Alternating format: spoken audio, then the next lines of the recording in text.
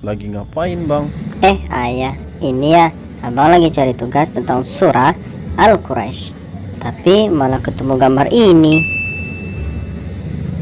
Kaitannya apa ya? Oh, gambar itu merupakan gambaran tentang keadaan orang-orang Quraisy yang suka berdagang bang. Nah, jika pada musim panas seperti itu, orang-orang Quraisy biasanya mereka pergi berdagang ke Syam. Wah, ternyata ya pintar juga ya. Oh, jelas dong. Apa abang tidak lihat kepala ayah yang botak ini?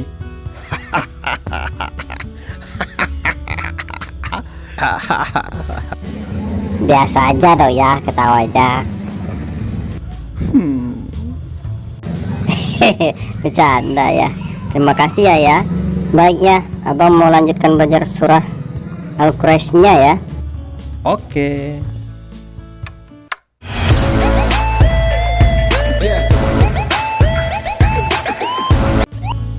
Assalamualaikum warahmatullahi wabarakatuh. Video pembelajaran kita kali ini adalah berkaitan dengan materi surah Al-Quraisy. Surah Al-Quraisy artinya adalah Bani Quraisy. Dan di awal video tadi kalian tentu sudah tahu sedikit kan apa kebiasaan suku Bani Quraisy? Ya, kebiasaan suku Bani Quraisy adalah berdagang. Nah, untuk mengetahui lebih banyak lagi tentang surah Al-Quraisy, maka yuk kita belajar. Surah Al-Quraisy terdiri dari 4 ayat dan merupakan urutan surah ke-106 dalam Al-Quran. Diturunkan sesudah surah Al-Insyirah. Surah Al-Quraisy termasuk surah Makkiyah karena turun di Mekah sebelum Nabi Muhammad SAW hijrah ke Madinah. Nah, sekarang yuk kita simak bacaan dan penjelasan dari isi kandungan surah Al-Quraisy berikut ini.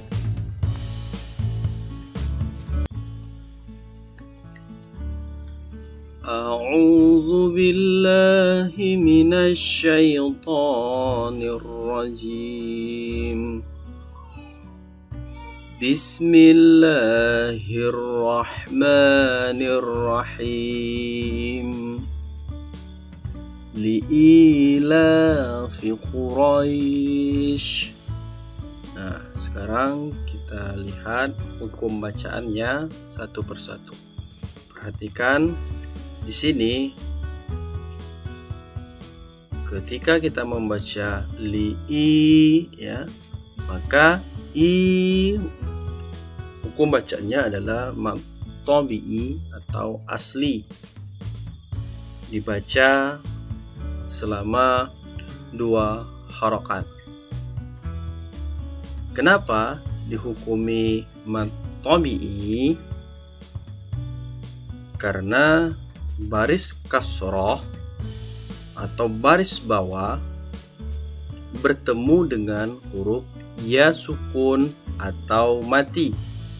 Sama halnya jika baris fathah atau atas bertemu huruf alif atau baris dhammah bertemu dengan huruf waw sukun atau mati. Selanjutnya la ya, baris atas tegak lurus itu juga dihukumi sebagai tabi'i dan juga dibaca sebanyak 2 harokat. Nah, yang ketiga Quraisy ya, Quraisy ya, itu hukum bacaannya adalah madlin atau juga disebut madlayin. Cara membacanya ialah dengan membaca selama 2, 4, atau 6 harokat. Nah, kenapa dikatakan sebagai mad lain? ya atau mad lin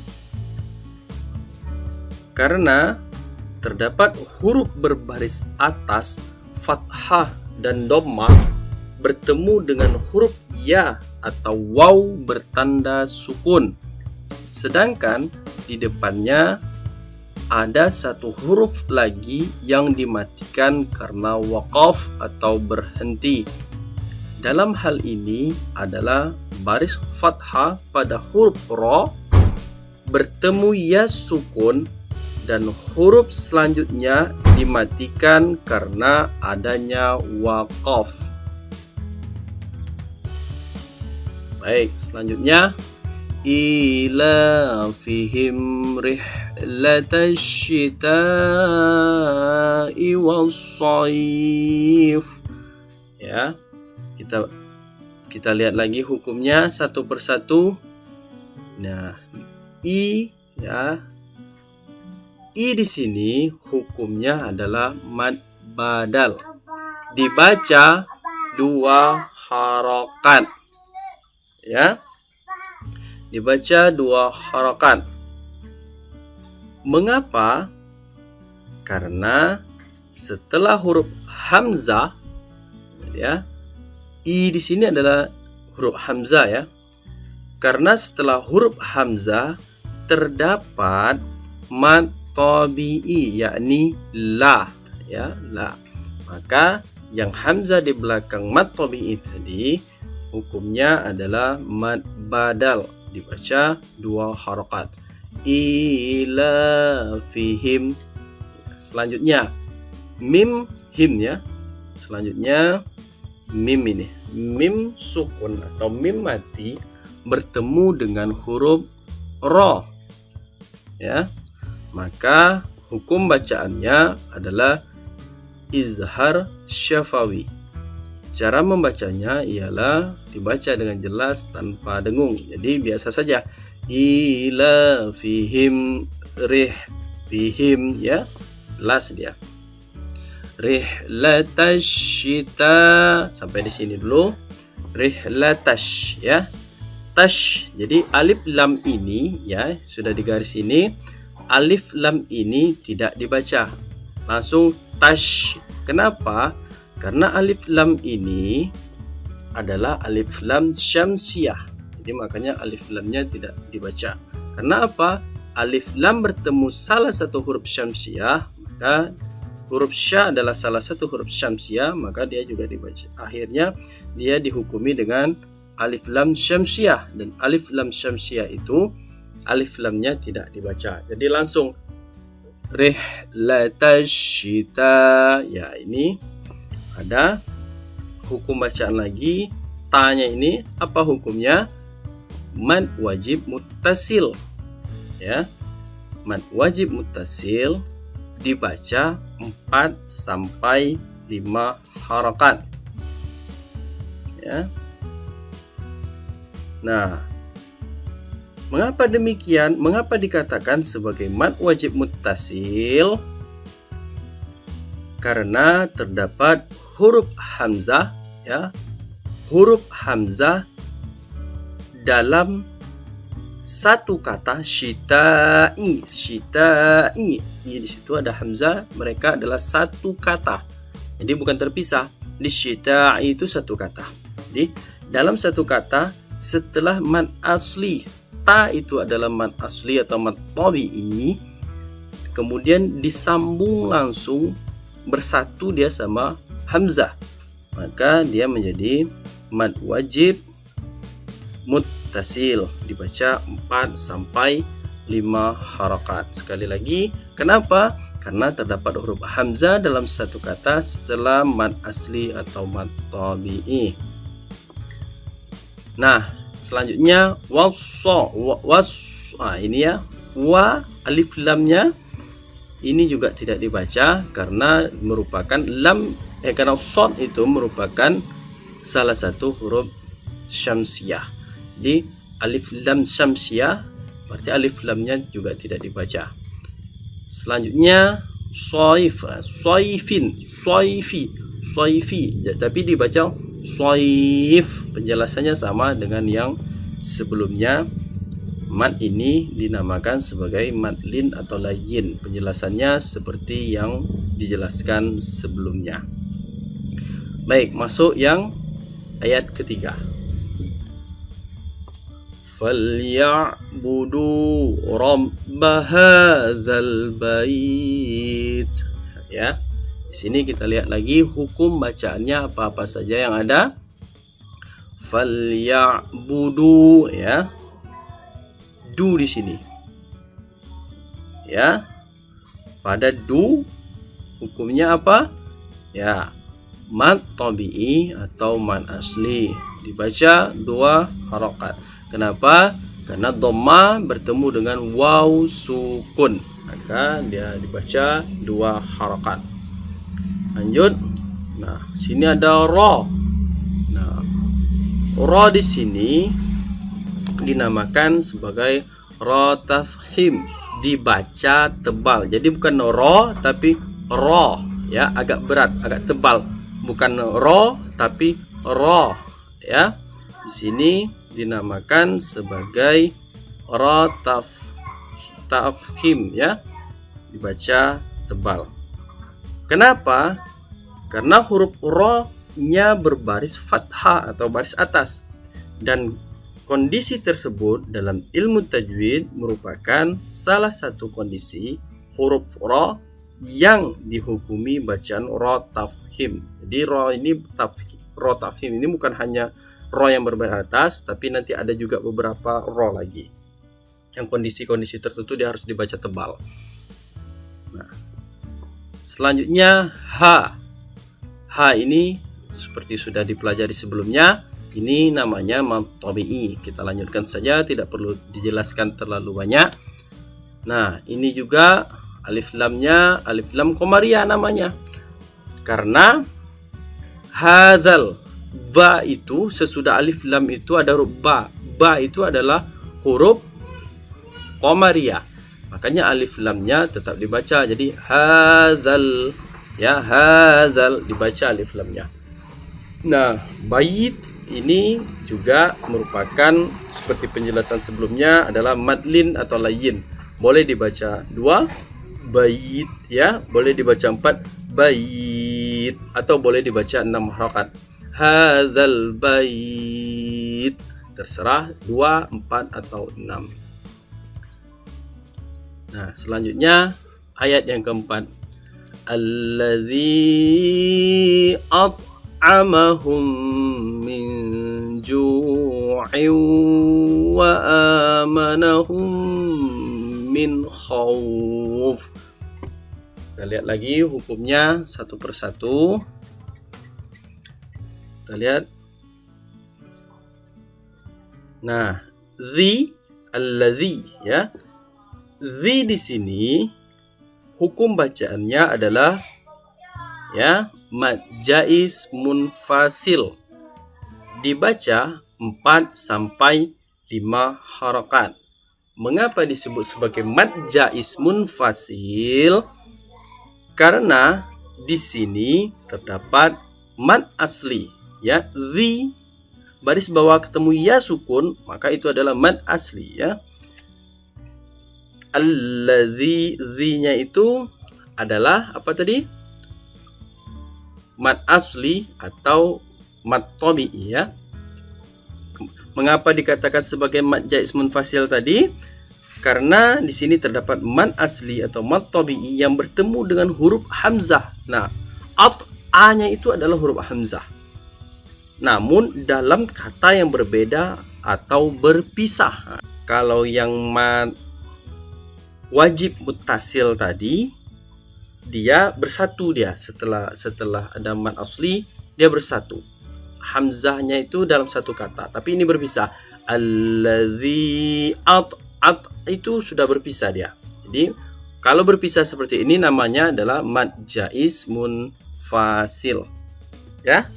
Jadi perbedaannya itu antara mad wajib muttasil dengan mad jaiz munfasil.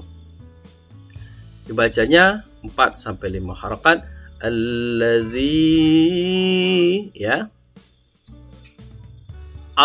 Nah, di sini ada to sukun.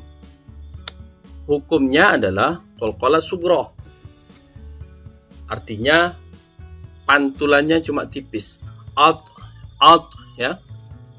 Kenapa dia dikatakan sebagai qalqalah sughra? Karena huruf qalqalah ini terletak di tengah-tengah bacaan. Ya. Di tengah-tengah bacaan. At'amahum ya. Jadi at'amahum. Jadi mim sukun bertemu dengan huruf mim.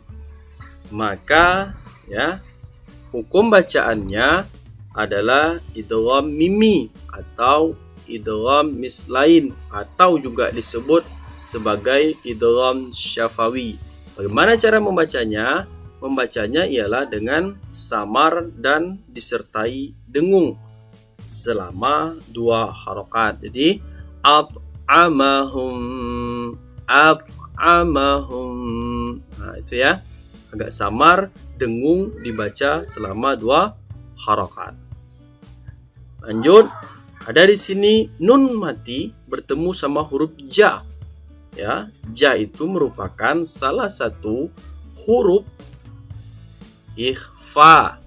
Jadi hukum bacaannya nun mati atau tanwin bertemu salah satu huruf ikhfa, maka bacanya ikhfa ya.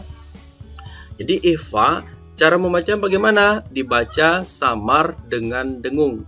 Jadi bukan minju tapi min. Harus ada samar dan harus ada dengungnya. Minju ya, minju. Di situ. Jadi ada samarnya dan ada dengungnya selama 2 harakat. Nah, sebelum masuk ke lambang wakaf itu, jadi ju di sini adalah ju, ada dhamma bertemu sama waw sukun, itu juga hukumnya adalah mad tabi'i atau mad asli. Jadi tidak perlu dibahas lagi. Jadi kemudian kita akan bahas lambang ini, lambang lam di atas. Ini adalah salah satu tanda wakaf. Apa tandanya? Apabila menemui lambang ini di dalam Al-Quran, maka tanda wakaf seperti ini menunjukkan bahwa tidak boleh berhenti, apalagi di tengah-tengah seperti ini. Jadi minju ya, minju langsung saja sambung. Jangan minju, itu tidak tepat. Jadi yang tepat adalah minju di sini ya. Apa hukumnya? Tanwin bertemu sama huruf waw. Hukum bacaan di sini adalah idgham biunnah. Dibaca dengung dan panjang selama 2 harakat. Nah, sampai di sini cara membacanya berarti min ju'in wa amanahum. Ketemu lagi ya. Di sini ada hum, itu tidak kita tandai lagi. Mim mati ketemu mim tadi sama hukumnya adalah idgham mimi mislain atau syafawi. Dibaca samar dengan dengung sepanjang 2 harakat. Ya. Min ju'in wa amanahum min.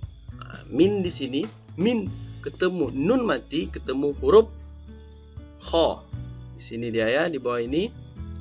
Nah, kha itu adalah salah satu huruf izhar. Jadi membacanya adalah jelas. Khaufin itu, khauf. Itu namanya seperti yang jelaskan sebelumnya adalah mad lin atau mad lain. Boleh dibaca berapa harakat tadi? Boleh dibaca 2, 4 atau 6 harakat. Jadi itulah hukum-hukum yang terdapat di dalam bacaan surah Al-Quraisy. Wallahu a'lam bishawab. Sekarang mari kita bersama-sama membaca surah Al-Quraisy. Ya. A'udzu billahi minasy syaithanir rajim. Bismillahirrahmanirrahim. Li'ilafi Quraisy إيلافهم رحلة الشتاء والصيف فليعبدوا رب هذا البيت الذي أطعمهم من جوع وآمنهم من خوف صدق الله العظيم. Nah, setelah kita membaca surah Al-Quraisy, maka selanjutnya kita akan menyimak apa isi kandungan dari surah Al-Quraisy dari ayat 1 sampai ayat ke-4. Nah, isi kandung surah Al-Quraisy ayat 1 menjelaskan tentang kebiasaan suku Quraisy yang mempunyai mata pencarian pokok, yakni berdagang. Ayat yang kedua menjelaskan tentang perjalanan dagang orang-orang Quraisy pada musim dingin. Pergi ke negeri Yaman, ya, pada musim dingin orang-orang Quraisy itu pergi ke Yaman, dan pada musim panas mereka biasanya pergi ke negeri Syam dalam setiap tahunnya. Mereka bepergian dengan tujuan untuk berniaga yang keuntungannya digunakan untuk keperluan hidup di Mekah dan untuk berkhidmat kepada Baitullah yang merupakan kebanggaan mereka. Ayat yang ketiga, Allah mengingatkan suku Quraisy khususnya dan umat Islam umumnya agar selalu bersyukur atas rezeki yang diberikan Allah Subhanahu wa taala. Mereka diperintahkan untuk beribadah kepada Tuhan, pemilik Ka'bah, yakni Allah. Terhadap rezeki yang diterima, mereka harus mensyukurinya dengan cara memanfaatkannya sesuai dengan perintah Allah Subhanahu wa taala. Ayat yang keempat, Allah Subhanahu wa taala menunjukkan akan kenikmatan yang telah diberikan kepada mereka, yaitu berupa makanan dan rasa aman. Tuhan pemilik Ka'bah, yakni Allah, telah memberikan kepada mereka makan untuk menghilangkan lapar. Mereka juga diberi keistimewaan dengan rasa aman dan tentram. Baik, demikianlah pembelajaran kita pada kesempatan kali ini. Semoga bermanfaat dan menjadi amal ibadah untuk kita semua. Amin ya rabbal alamin. Assalamualaikum warahmatullahi wabarakatuh. Jangan lupa like, comment, dan subscribe karena subscribe itu gratis.